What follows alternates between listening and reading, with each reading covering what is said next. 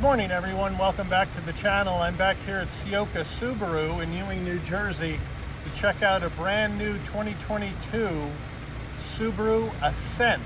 This is Subaru's largest SUV. It's a 7-passenger touring trim, which is the top trim.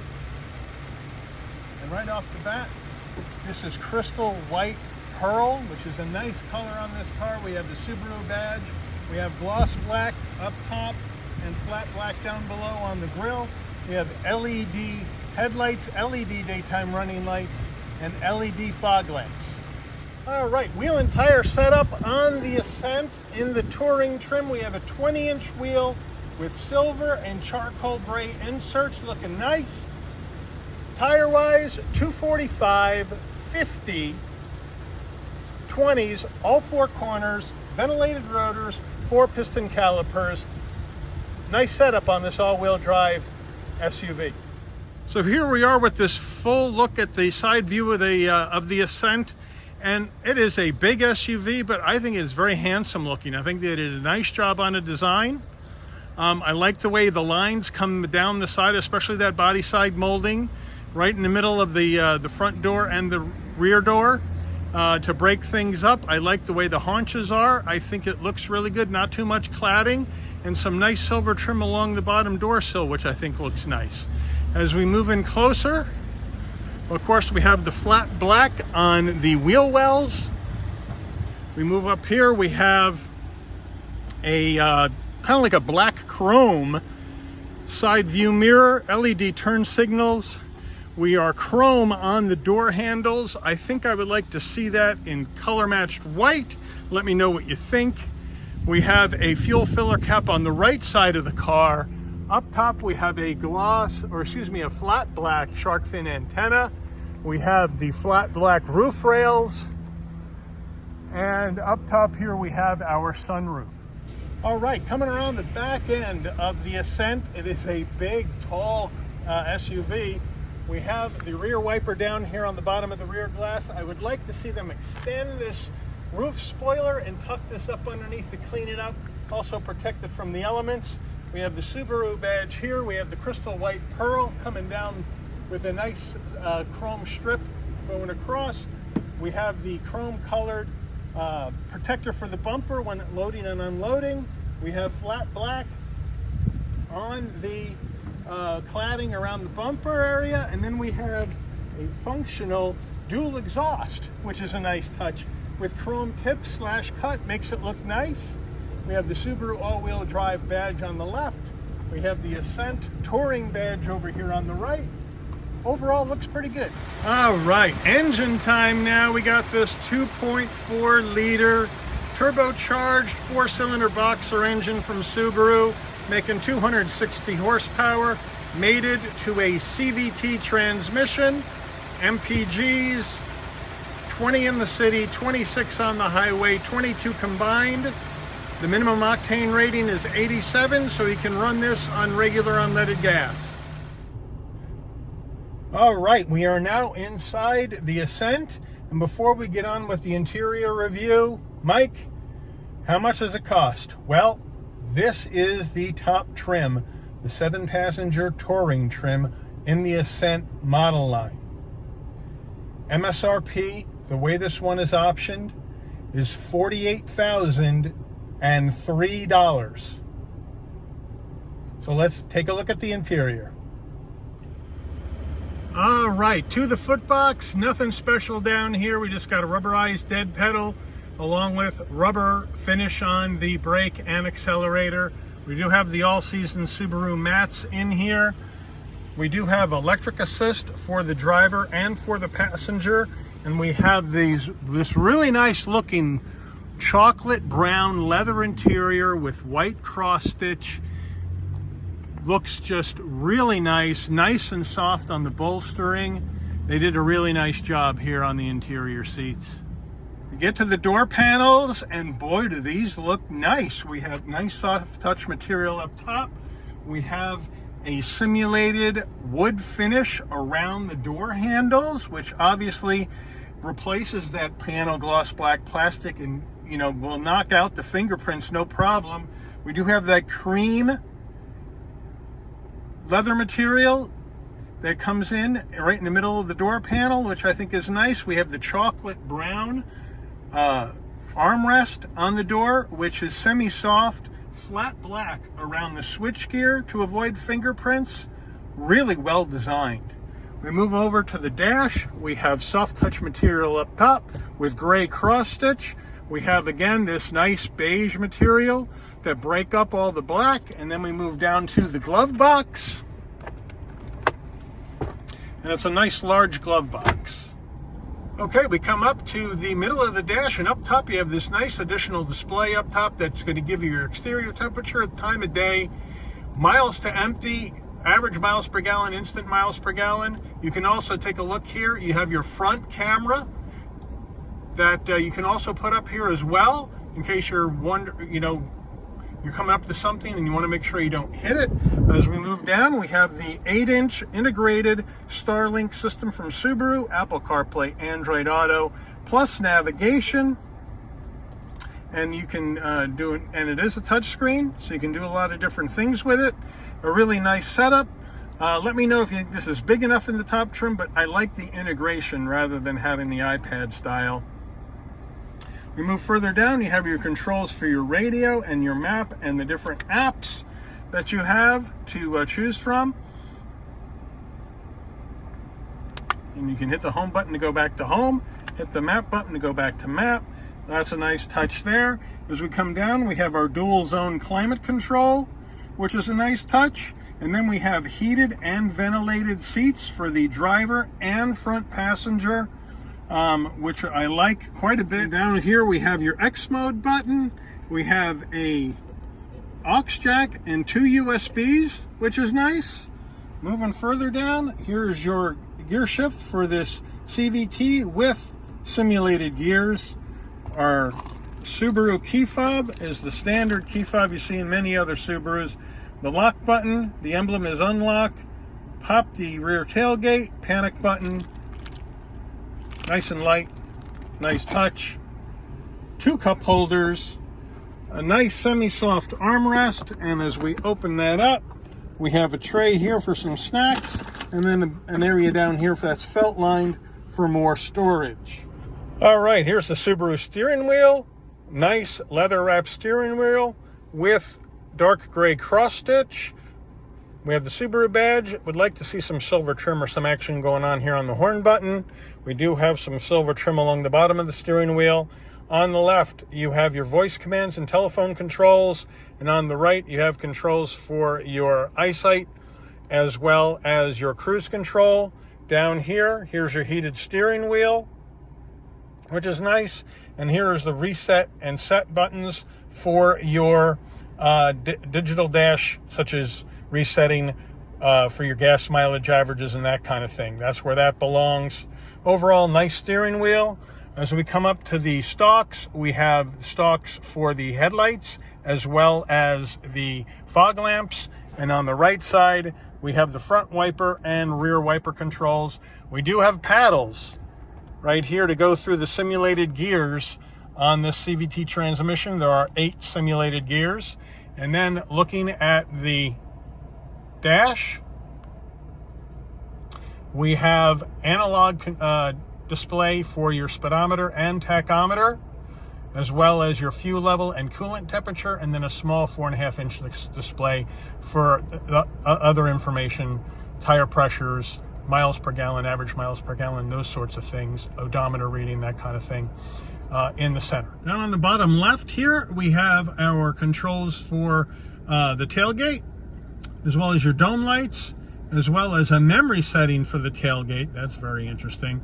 Then we have our dim and brightness for the dash, turn on off the traction control, and turn it off the parking sensors, as well as 2 memory seats for the driver, which is a nice touch. All right, we're in the back of the Ascent, and plenty of room back here for the mid-row passengers. I have plenty of knee room and head room, as I am 5'11". This is set for my driving position, no problem. In the back here, we have these nice manual security shades. So if you don't want anybody to know you're back here, you just pop that up and people can't see in. Soft touch material Up top, that nice wood finish again around the door handle, which I like. Again, we have that beige material to break things up. We do have a cup holder over here on either door, as well as flat black around the switchgear, which is nice. And then we have captain's chairs. We have an armrest that feels pretty good. It's a little skinny, but it doesn't feel bad. But overall, a nice place to be here in the mid-row. Rear command center time, and check this out. We have our heat and air controls, separate controls for the rear passengers. Nice touch, I like that. Heated seats in the back, nice touch as well. We have a 12 volt and 2 USBs, and a little spot to drop down with 2 cup holders, which is a nice touch. All right, getting in the third row, we have a button that's right up top on the back of the mid-row seat. You pull it up, push it forward, it locks in place, and then you're able to climb into this third row. All right, now we're in the third row, and I have to tell you, it's tight. Knee room, very tight, as you can see. Headroom, barely any. Actually, my head is almost scraping the top of the roof. We do have our vents up here for air conditioning, which is nice, and it's blowing on me right now. Feels good. We do have 2 cup holders for the third row, and we do have a USB connection, but not for the third row passenger on the left side of the car. I can't find it anywhere over here, and I've been looking. The only one, believe it or not, is over here on the right side of the car for the third row passenger. So I find that very interesting. It looks like there's 2 of them. So if I'm here on the left, I got to get my cord all the way over the lap of the person next to me, if there's anyone there, to get plugged in. Would have seemed easier just to put one on either side. Let me know what you think in the comments. All right, we're now at the back of the car. I told you could get the rear tailgate open with your key fob, or from the bottom left side of the dash by your left knee, or you can come back here and you can push the button under the Subaru. Nice electrical assist on the way up. And what we have here is a pretty good amount of space with the third row up. This does come with the carpeted floor mats as an option, with the touring and the nice chocolate brown matching piping, which is a really nice touch. Underneath here, you also have the all-weather cargo mat. And then underneath this, you have another spot for storage, plus a spot for your security shade. You can either leave it here, or you can take it up and move it up higher in the cargo area. Over here, we have a 12 volt. So in case you're going to the beach, you got plates to plug in your rafts, or a cooker if you're going camping. We do have lighting here in the back, not LED unfortunately, but it's there in case you need it, which is a nice touch. We do have the subwoofer for your optional Harman Kardon sound system here in the back as well. To get the third row down, have these, you pull this and push down, and then you come over here, you can pull that and push down, and now we have a nice amount of space with the third row down. Very, very nice. The thing I don't like is that we're sitting here in a touring trim, and I don't have any levers from the back here on either side to get the mid-row down. So in order to get the mid-row down, I gotta walk around, open up the back door, and then I have a 2-step process to get this seat to fold flat. It's labeled 1 and 2. So I gotta pull this one first upwards, and that leans it over, and then I got to go to number 2, pull that, and now it goes down, but not completely flat, and I got to repeat the process on the other side. Seems very cumbersome, especially in the touring trim. I'd like to see some levers in the cargo area to get these things flat. All right, before we head out on the drive, here is a quick shot of the window sticker, so you can see everything that is optioned in this touring trim.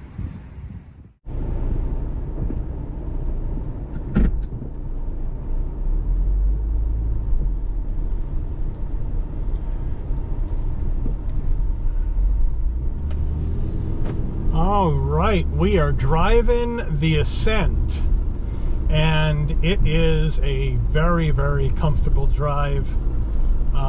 No issues at all with visibility. Visibility looks great out of the front window, as well as the side glass and the rear view. Nice large rear view mirror and the back glass. Really no blind spots I can see. The side view mirrors, like I said, are really nice. This does have the eyesight technology right inside the car above your rear view mirror. That's going to give you all that safety suite technology that Subaru is famous for. Also has blind spot monitoring, cross traffic alert, and all that other good stuff. The wheel is very nice. I like the 10 and 2 notches. The steering is very responsive, even though it's light. I have an easy time getting to everything that I want to get to. In the cabin here, I can reach the infotainment system and all the buttons to control my heat and air and all that good stuff very, very easily. Again, I have plenty of room in here. One thing I didn't tell you on the interior review portion of the review was that there's a button that is here on the center console, down the bottom where the USBs are, called AVH.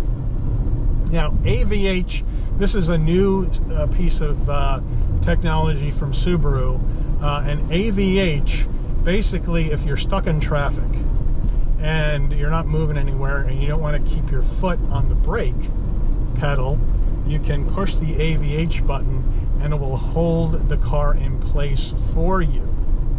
So you can take your foot off the brake and relax if it's going to be a while stuck in traffic, which I think is a cool feature that Subaru has put in this car. Now, suspension-wise, very, very well damped, very, very smooth. These sidewalls on these tires soak up the bumps. The all-season tires give you a nice, comfortable ride, even with the 20-inch wheel, nice and comfortable. The CVT transmission is quieter in this car. They probably use more sound deadening, but I would still, at a price point of almost $50,000, once you go with tax, title, and license, you're going to be right around 50 grand or a little bit over. I really think it needs a regular 8-speed torque-converted automatic transmission to give it better performance, to give it a smoother shift, and to make it a little bit quieter. Subaru is putting CVTs in all their cars. I know they want to maximize gas mileage, but the Kia Telluride has a bigger engine, a 3.8 liter V6, naturally aspirated, with a 8-speed automatic. And the gas mileage ratings, yeah, maybe this one gets 1 or 2 miles to the gallon better, but it's not much different. And for this price point, I really think they got to do that.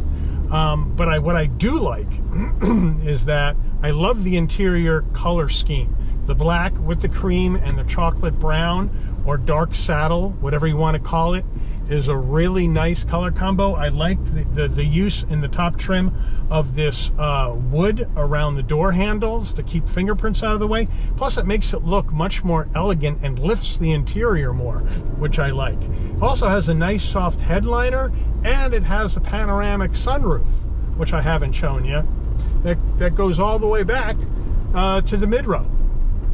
So really nice touches on the interior of this Ascent. This is going to directly compete with the Kia Telluride, with the Toyota Highlander, with the Honda Pilot. I think those are the big competitors for the Ascent. Let me know what you think. Is this something, if you're looking for a mid-size 3-row SUV, would you be looking at the Subaru Ascent, or are you going to go to the competitors that I had just mentioned? And give me your overall thoughts on the Ascent. I like this car. I think it has a lot of positive things going for it, but also so does the competition. It's such a hotly contested segment of the SUV market. So let me know what your thoughts are. I want to thank Ciocca Subaru in Ewing for providing the channel access to this 2022 Ascent, which they just got in a couple of days ago, just came out of the PDI. I would like to thank all of you for watching the video today. Please consider giving it a like if you enjoyed it. Please also consider subscribing and turning on that notification bell so you'll never miss another Shabby's Rides video. And I'll see you guys on the rebound. Take care, everybody.